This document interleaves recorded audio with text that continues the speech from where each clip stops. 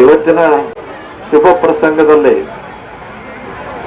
ಈ ಮಠದವರು ಗುಡಿ ದೇವಾಲಯದವರು ಮಂದಿರದವರು ಹಮ್ಮಿಕೊಂಡಂತ ಸಾಮೂಹಿಕ ವಿವಾಹ ಸಂದರ್ಭದಲ್ಲಿ ಮದುವೆಯಾದಂಥ ನವ ದಂಪತಿಗಳಿಗೂ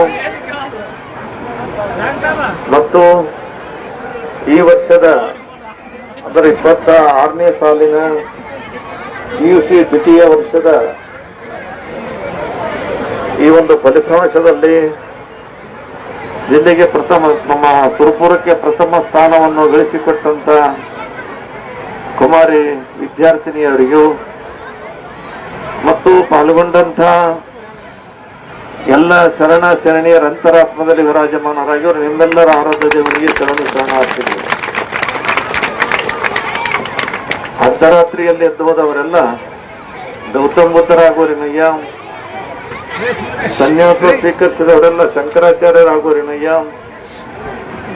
ಉಪನಯನ ನಿರಾಕರಿಸಿದವರೆಲ್ಲ ಬಸವಣ್ಣನವರಾಗುವರೇನಯ್ಯ, ಶಾಸನ ಉಲ್ಲಂಘಿಸಿದವರೆಲ್ಲ ಗಾಂಧೀಜಿಯವರಾಗುವರೇನಯ್ಯ, ಅಧಿಕಾರ ನಿರಾಕರಿಸಿದವರೆಲ್ಲ ಅಕ್ಷಣೀಯ ಸೇವೆಗಳಾಗುವರೇನಯ್ಯ, ದಿಗಂಬರತ್ವ ಪಡೆದವರೆಲ್ಲ ಸದ್ಗುರು ವಿಶ್ವರಾಧ್ಯರಾಗುವರೇ, ಸ್ವತಂತ್ರ ಸಿದ್ದೇಶ್ವರ, ನಿಮ್ಮ ಹೆಸರು ಹೇಳುವರೆಲ್ಲ ನೀನಾಗುವರೇನಯ್ಯ. ಚಂದಲಾಪುರದಲ್ಲಿ ಸುಮಾರು ವರ್ಷಗಳಿಂದ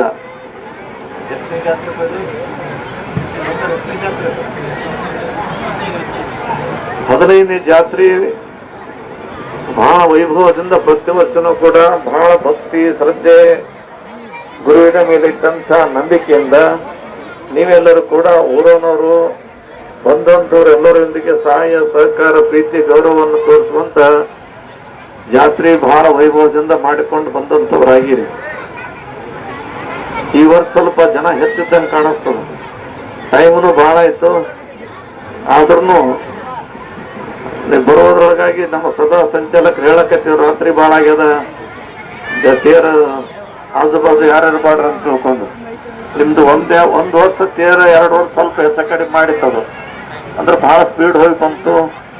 ಮತ್ತೊಂದು ವರ್ಷ ನಮ್ಗೆ ಕರ್ಲಾಕ್ ಬಂದಾಗ ನಾ ಹೇಳಿದೆ, ನೋಡಪ್ಪ ತೇರು ಯಾವಾಗ ನಡೀರಿ ಬಹಳ ಶಾಂತ ರೀತಿಯಿಂದ ಹೇಳಿದ್ರೆ ತೇರು ಎಳೆದಕ್ಕೂ ಲಕ್ಷಣ ಎಲ್ಲರಿಗೂ ಒಳ್ಳೇದಾಗ್ತದ, ಹಂಗ ಮಾಡ್ರಿ ಅಂತ ತಿಳ್ಕೊಂಡಂದಾಗ ನಾ ಒಂದು ಮಾತನ್ನ ಅಂದಕ್ಕೆ ಇವತ್ತು 15 ವರ್ಷ ಆದ್ರೂ ಕೂಡ ಬಂದಂಥವ್ರಿಗೆ ಯಾರಿಗೆ ಏನು ತೊಂದರೆ ಎಲ್ಲಾರ್ದಂಗ ತೇರು ಎಳ್ಕೊಂತ ನೀವು ಹೆಂಗ್ ಎಳಿಲಾಕತ್ತೀರ ಅಂತಂದ್ರ ಈ ತೇರು ಎಳ್ಯಾದ್ ನೋಡ್ಬೇಕಾದ್ರೆ ಚಂದ್ರಾಪುರದಾಗ ಹೋಗಿ ನೋಡ್ಬೇಕಪ್ಪ, ಅಷ್ಟು ಚಲೋ ತೇರು ಎಳಿತಾರ ನಂಗ.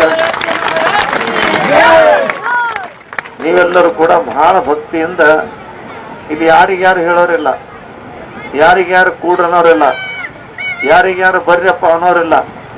ಆದ್ರೂ ಕೂಡ ಎಲ್ಲರೂ ಬರ್ರಿಯಪ್ಪ ಅನ್ಬೇಕಾದ್ರೆ ಒಬ್ಬ ಬಾ ಅಂತ ತಿಳ್ಕೊಂಡು ಕರೆ ಬೇಕಾಗ್ತಾನ. ಹೇಳೋರಿದ್ರಂದ್ರೆ ಒಬ್ಬ ಹೇಳೋವಿತ್ತಂದ್ರೆ ಕುಂತು ಓಡಾಡೋರು ಮಾಡ್ತಿರ್ತಾರ. ಇಂಥವ್ರು ಕರೆದಿಲ್ಲಪ್ಪ ನಮ್ಗೆ ಹೋಗಿಲ್ಲ ಅಂತ ತಿಳ್ಕೊಂಡು ಕರೆದಿಲ್ಲ ಅನ್ನೋರಿಗೆ ಬರಲ್ಲ ಅನ್ನೋರು ಇರ್ತಾರ. ಆದ್ರೆ ನೀವೇನು ಬಂದಿರಲ್ಲ ಎಲ್ಲರೂ ನಿಮ್ ಮನಪೂರ್ವಕವಾಗಿ ತಿಳಿದು ನಮ್ಮೂರು ಜಾತ್ರೆಪ್ಪ ಪಾಪ ಮಾಡಕತ್ತಾರ, ನಾವೆಲ್ಲರೂ ಕೂಡಿ ಹೋಗಿ ನಮ್ದೇಟು ದರ್ಶನ ತಗೊಂಡು ಜಾತ್ರೆಗೆ ಶೋಭೆ ತಂದು ಕೊಟ್ರಾಯ್ತಂತ ತಿಳ್ಕೊಂಡು ಚಂದಲಾಪುರದವರು ಮತ್ತು ಸುತ್ತಮುತ್ತಲಿನ ಗ್ರಾಮದವರು ಭಕ್ತಿ ಏನು ಬಂದಿರಲ್ಲ, ಇದು ನಿಜವಾದಂತ ಜಾತ್ರೆ ಅಂತ ಹೇಳ್ಬೇಕಾಗ್ತದೆ.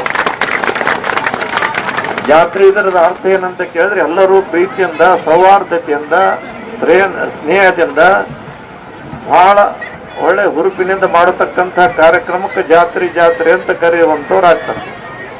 ಅಂತ ಒಂದು ವಿಚಾರದಲ್ಲಿ ಇವತ್ತು ಮನೆಯಾಗ ನೀವು ಬೇಕಾದಷ್ಟು ಸಂಸಾರದಲ್ಲಿ ಅನೇಕ ತಾಪತ್ರಗಳನ್ನ ನೀವು ಜೀವನದಲ್ಲಿ ಅನುಭವಿಸುವಂತವ್ರು ಆಗ್ತೀರಿ. ಯಾಕಂದ್ರೆ ಜೀವನದಾಗ ನೀವು ಹುಡುಕಾಡ್ಕೊಂತ ತಿರುಗಾಡ್ಕೊಂತ ಕೇಳ್ಕೊಂತವ್ರಿ ಯಾರು ಪೂರ್ಣ ಸುಖಿ ಇರಂತ ಯಾರು ಅಂದಿಲ್ಲ. ಅದು ಜಗತ್ತದ ಒಂದು ನಿಯಮ. ಜಗತ್ತದ ನಿಯಮ ಏನದಂತ ತಿಳ್ಕೊಂಡು ಕೇಳಿದ್ರ ನನಗೆ ಆರಾಮಿನಪ್ಪ ಅಂತ ತಿಳ್ಕೊಂಡು ಯಾರು ಅನ್ನಂಗಿಲ್ಲ. ಯಾಕಪ್ಪ ಏನದೆ ಎಲ್ಲ ನನಗೆ ಬಹಳ ಅದಪ್ಪ ಆರಾಮ, ಏನ್ ಆರಾಮ, ದೇವ್ರು ಬಹಳ ಕೊಟ್ಟಾನ ನನಗೇನು ಎಣಸೋಷ್ಟು ಪುರುಸತಿ ಇಲ್ಲ, ಆಸ್ತಿ ಏಟ್ ಅನ್ನೋದು ನನಗೆ ಗೊತ್ತಿಲ್ಲ. ಆದ್ರೆ ಡಾಕ್ಟರ್ ಹೇಳ್ಯಾರ ನಮಗ್ ನುಚ್ಚುಣು ಅಂತ ಹೇಳ್ಯಾರ, ಏನು ತಿನ್ಬಾರ್ದು ಅಂತಾರ ಅಂತ ಹೇಳ್ತಾರ. ಇದು ಶ್ರೀಮಂತಿಕೆ ಅಲ್ಲ. ಶ್ರೀಮಂತಿಕೆ ಅಂದ್ರೆ ಹೆಂಗಿರ್ಬೇಕಂತ ಹಸುವಾದ ಇದು ಊಟ ಮಾಡಿದ ನಂತರ ಉಂಡನ್ನ ಕರಗಬೇಕು, ಮಲ್ಕೊಂಡ ನಂತರ ಹಾಸಿಗೆ ಮೇಲೆ ನಿದ್ದೆ ಹತ್ತಬೇಕು, ಎದ್ದುಗಳೇ ಏನು ಆರಾಮ್ ಮಲ್ಕೊಂಡು ಎದ್ದಿನಪ್ಪ ಅಂತ ತಿಳ್ಕೊಂಡು ಯಾರು ಅಂತಾರ ಅವನೋಡ್ ಶ್ರೀಮಂತ ಯಾರೂ ಅಲ್ಲ.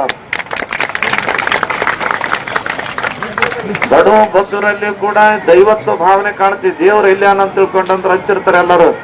ಯಾಕಪ್ಪ ಏನ್ ತ್ರಾಸ, ದೊಡ್ಡವ್ರು ನೋಡ್ರಿ, ದೊಡ್ಡವ್ರಿಗೆ ಏನಾದ್ರು ಜಡ್ ಆಯ್ತಾರ ದೊಡ್ಡ ದೊಡ್ಡ ಊರಿಗೆ ಹೋಗ್ತಾರ. ನಾವ್ ಇಲ್ಲಿ ಒಬ್ಬ ದೇವ್ರ ಆಶೀರ್ವಾದ ದೇವ್ರ ಆಧಾರ ಹಾಕೊಂಡ್ಬಿಡಮ್ರಿ, ನಮಗ್ ಆರಾಮ ಆಗ್ತದ ಅಂದ್ರೆ ನಿಮ್ಮಲ್ಲಿ ಏನ್ ಬರ್ತಂತ ತಿಳ್ಕೊಂಡು ಕೇಳಿದ್ರ ಅಲ್ಲಿ ಹೋಗ್ಬೇಕು ಇಲ್ಲಿ ಹೋಗ್ಬೇಕನ್ನೋಂತ ಭಾವನೆ ಬರಂಗಿಲ್ಲ. ಸಾಕಪ್ಪ ನಾವು ನಂಬಿದಂತ ದೇವ್ರ ಮ್ಯಾಗ ನಾವು ವಿಶ್ವಾಸ ಇಡಮ್ಮ, ನಂಬಿದಂತ ಜಾಗದ ಮ್ಯಾಗ ನಾವು ಹಂಬಲಿಸಿ ಹೋಗಮ್ಮ. ಆ ಗುರುನಾಥ ಏನ್ ಕೊಟ್ಟಂತ ವಿಭೂತಿ ಆಧಾರ ಏನಿರ್ತಲ್ಲ ಅದನ್ನ ಮೈಗೆ ಹಚ್ಕೊಂಡು ಹೊಟ್ಟೆಗೆ ಇಡ್ಕೊಂಡೆ ಅಂದ್ರೆ ಅವ ಏನಾರ ಮಾಡ್ಲಕ್ಕಂತ ತಿಳ್ಕೊಂಡಂದಾಗ ದೇವ್ರಂತನ ಇವ ಎಲ್ಲ ಬಿಟ್ಟಪ್ಪ ನನ್ನ ಮ್ಯಾಗ ಬಂದನಂದ್ರೆ ನಾ ಇವ್ರಿಗೆ ಆರಾಮ ಮಾಡಿದ್ರೆ ಆಯ್ತು ಅಂತ ತಿಳ್ಕೊಂಡು ಬಡು ಬಗ್ಗರಿಗೆ ಕೈ ಇಡುವಂತವ್ರು ಆಗ್ತಾರೆ.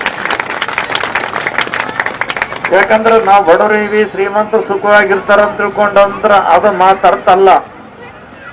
ಯಾಕಂದ್ರೆ ಮಹಾಭಾರತದಲ್ಲಿ ಎಲ್ಲಾ ಪಾಂಡವರು ಕೂಡ ಹೊಂಟಿದ್ರಂತ. ಗೊತ್ತಾಗಲಾರ್ದಂತ ಒಂದು ಸಂದರ್ಭದಲ್ಲಿ ಒಂದು ಸರೋವರದಾಗ ನೀರು ಕುಡಿದ್ಬಿಟ್ರು ಅವ್ರು.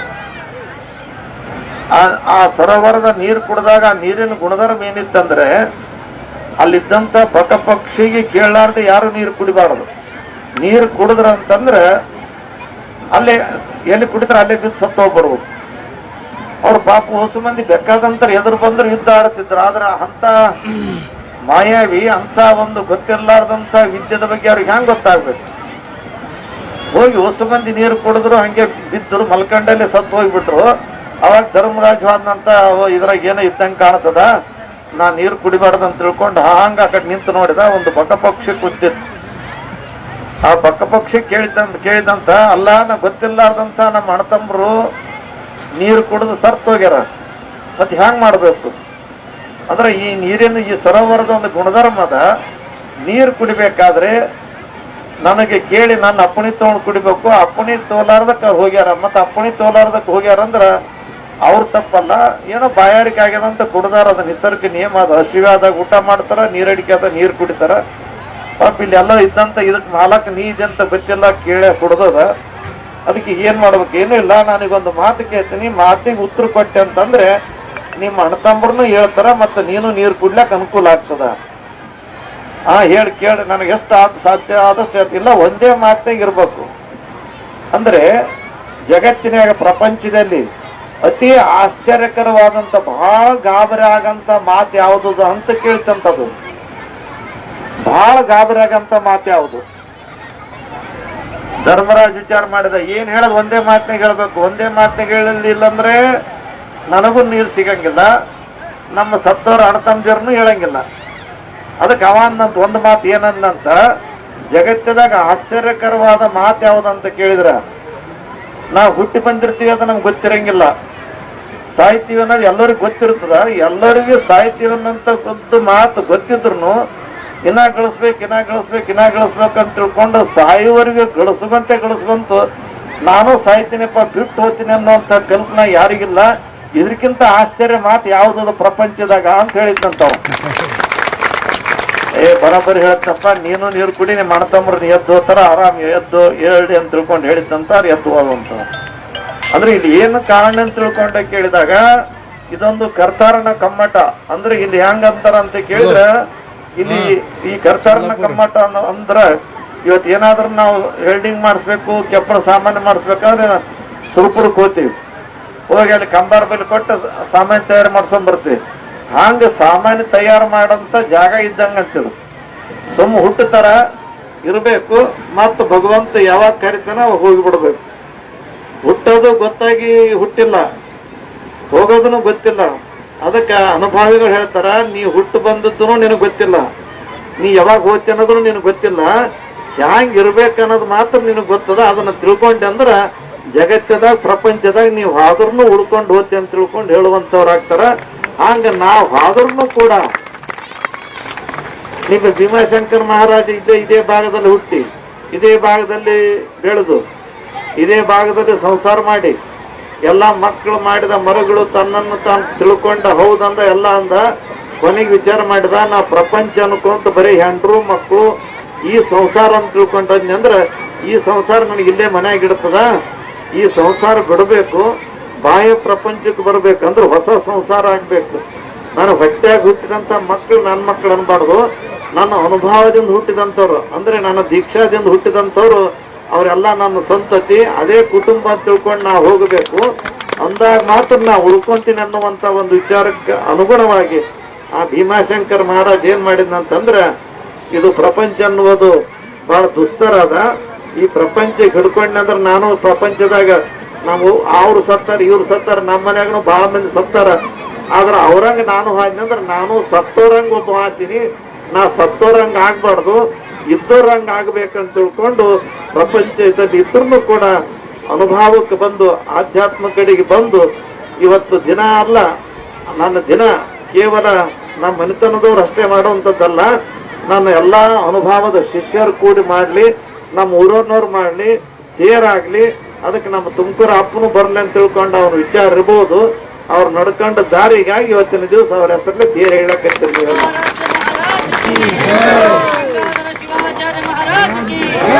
ಅವನು ಪ್ರಪಂಚ ಇದು ನಶ್ವರ ಆದಂತ ತಿಳ್ಕೊಂಡು ಹೇಳಿದ.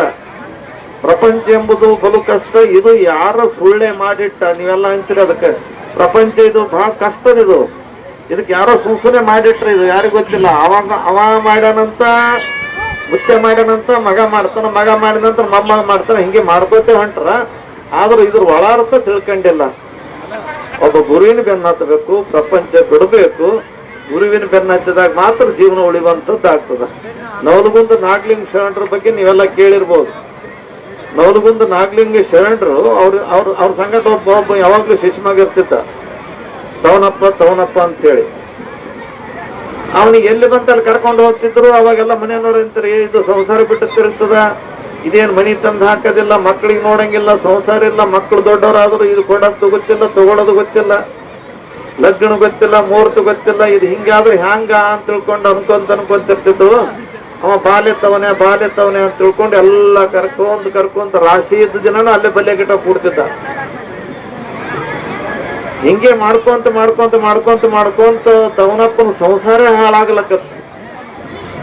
ಅವಾಗ ತವನಪ್ಪ ಅಂದ, ಯಪ್ಪ ಸಾಕು ಗುರುನಾಥ ನಿನ್ ಸವಾಸ, ನನ್ನ ಮನೆಯದವ್ರು ಬಾ ಅಂದರ ಇಂತ ಬಗಲಾಗ ಒಂದು ಜಾತ್ರೆ ಆದಂತ ಊರು ಜಾತ್ರೆಗೆ ಹೋಗಿ ಏನೋ ವ್ಯಾಪಾರ ಮಾಡ್ತೀವಿ, ಯಪ್ಪ ನನ್ನ ಬಿಟ್ಟು ಬಿಡಪ್ಪ ಅಂದ. ಅಲ್ಲೇ ಮಗನ ನಾನು ಬಿಟ್ಟು ಜಾತ್ರೆ ಮಾಡ್ಕೊಂಡೆ ಹೋಗಂತ ಕಳಿಸ್ಕೊಟ್ಟ. ಹೋಗಿ ಒಂದು ಬಾಂಡೆದ ಅಂಗಡಿ ಇಟ್ಟ.